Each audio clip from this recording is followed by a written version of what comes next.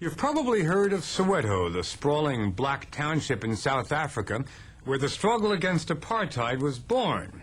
That battle is over, but today, Soweto is fighting against poverty, unemployment, HIV. There are, however, signs of rebirth. None more remarkable than an improbable little music school founded by a professional viola player from London. It's called the Buscade Soweto String Project, and it's led by Rosemary Nalden, who first came to Soweto 12 years ago and started teaching children how to play the violin, an instrument many had never seen before. How are the kids doing? Just listen.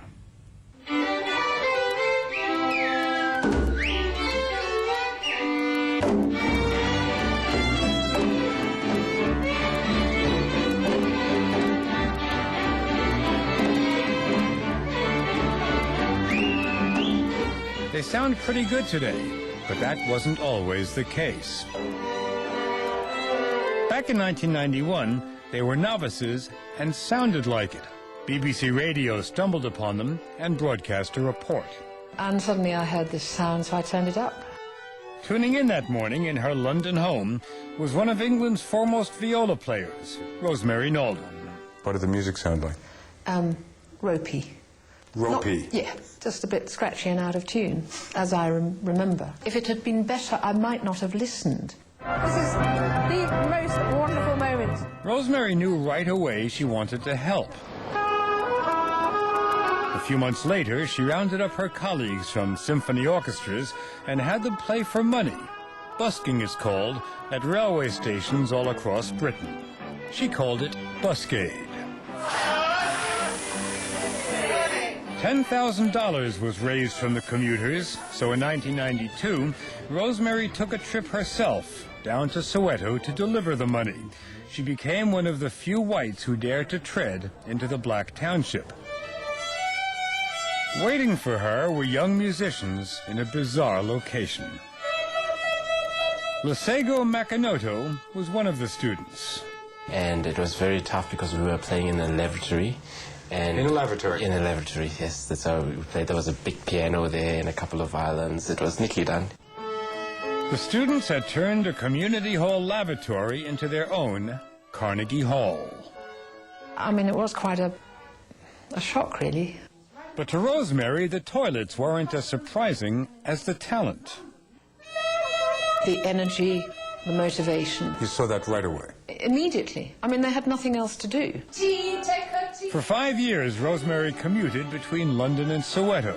Then in 1997, at the age of 53, she made the commitment of her life. She moved lock, stock, and fiddle to Soweto and opened up a music school. Get your violins up, please. 1, 2.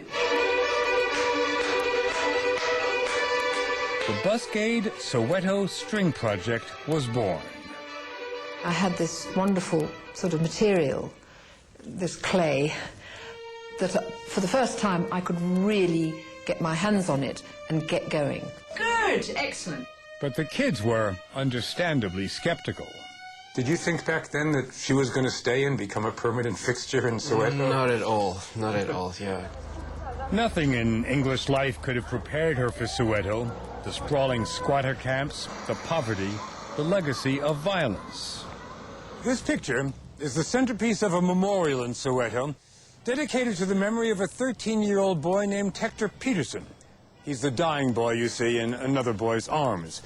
Hector had been shot by white policemen on June 16, 1976, the day that young students here started an uprising against the apartheid regime. It was a day that made a picture, this picture, and the name Soweto world famous. In the decade that followed, Soweto was less a township than a battleground.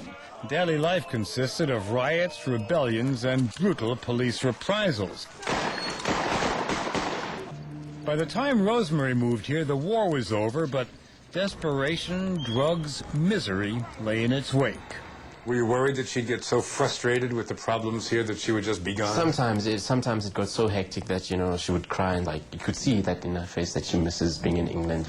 I don't know what she felt she was trying to do, but it was big.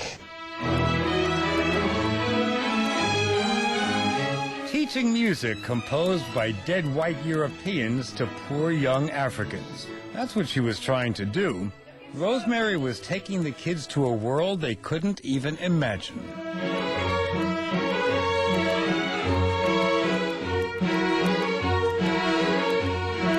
This is extraordinary if you think that you're talking about, for example, a Viennese waltz, and they have no idea what Vienna is. What does Vienna mean?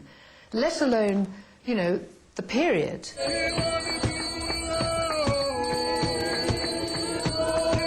Rosemary also saw that music was so deeply embedded in life down here, these are commuters on their way to work, that she decided classical music should not be performed in the classical way. She tucked the instruments under her kids' chins and told them to start moving and to keep moving.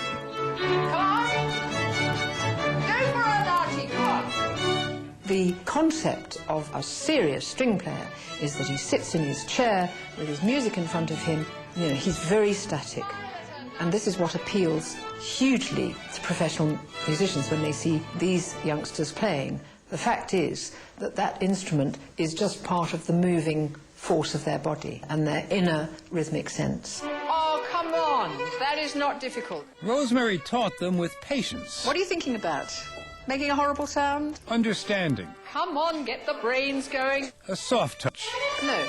Bar 12, 10, 11, 12. Not exactly. Congratulations, you were good at something, but it was being wrong you were at. Oi, oi, oi. We've seen you teaching here now, and I hope you don't take this amiss, but pretty tough with the kids sometimes, eh? I can remember that they moaned about the fact that I was tough in 1997. In fact, their parents came to me and said, you know, they're complaining that you're too tough. And looking back at old video footage, I have to say I was not tough enough. What you have to do is find out where you're going, put it right, and then put it right again and again and again. She knows that she can get it out of her. So when she gets all worked up, it's for a reason, you know, and we all know that reason, but we never think, oh, what the heck. No? There are students who test her patience, and then there's Bafana. I didn't like that either. You're still karate chopping. Why is it that Rosemary calls you Boomerang?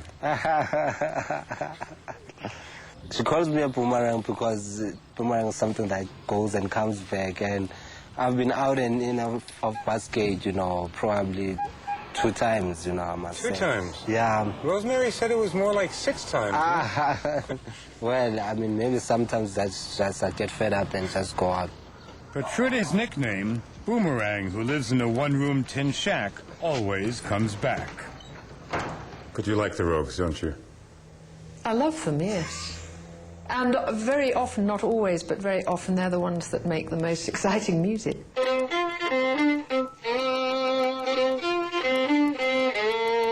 What goes on in their lives when it's painful comes out in their music, and I think that is absolutely true.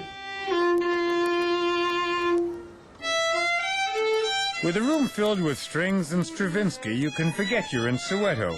Sometimes. Cabello, her lead violinist, is the son of a man who spent a long time in prison. Lasego, her veteran viola player, was stabbed in the chest with a scissor. Rosemary's been mugged twice. Buscade may be a refuge of sorts from the harsh realities outside, but the walls are thin. I saw this youngster eating a lemon. And I just, you know, I thought this was a bit of a joke. And I said, why on earth are you eating that lemon? And he said, Rose, because I'm hungry. So imagine what rich white audiences in Johannesburg must have thought when Rosemary first brought these black kids from Soweto to play Bartok. People would look at them with such amazement and astonishment, as though they'd flown in from outer space. They couldn't really relate to the fact that here were talented children who were very dedicated and devoted. Johannesburg was just the beginning. Rosemary took the kids, now referred to as the Ensemble, to London, where they played in great cathedrals. They also played before Queen Elizabeth, who made Rosemary a member of the Order of the British Empire. much bigger deal for the kids was playing before their leader, Nelson Mandela. He did his famous dance, the one that goes with a beat. That's a day that we'll never forget.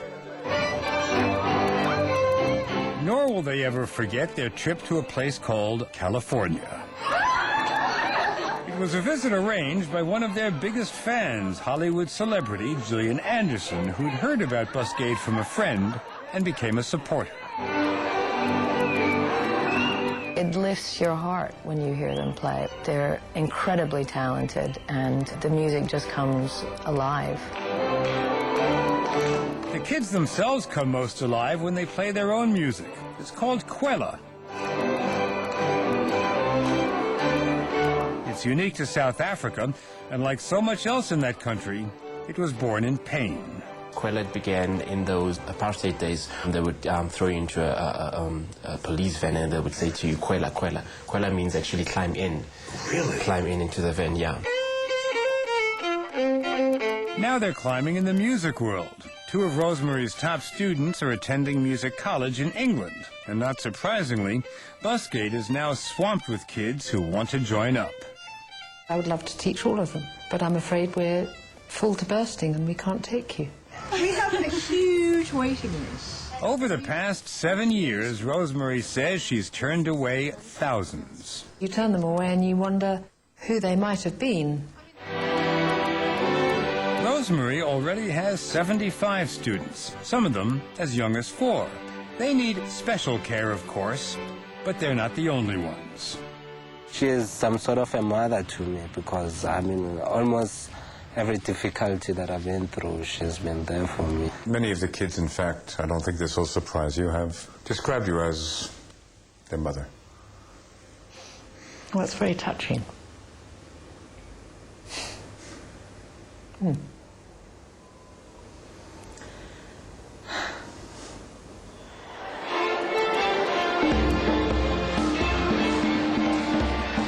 During the struggle against apartheid, terrified blacks would seek shelter in this church, only to be assaulted by henchmen of the regime. What a difference a decade makes. What a difference one person makes. Think of it.